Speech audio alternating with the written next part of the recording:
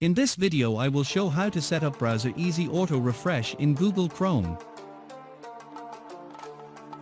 Go to Chrome Web Store and search for easy auto refresh.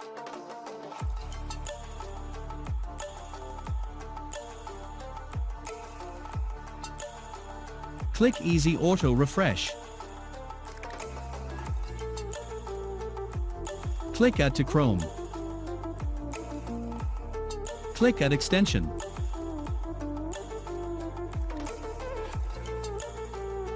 Pin from extension option of browser.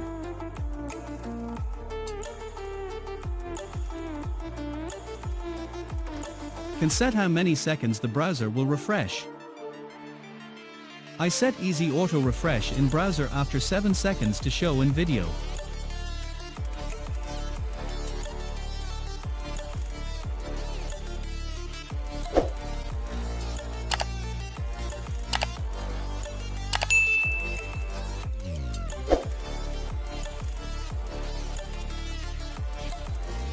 Moreover, you will get many options from advanced options. If necessary, you can check them.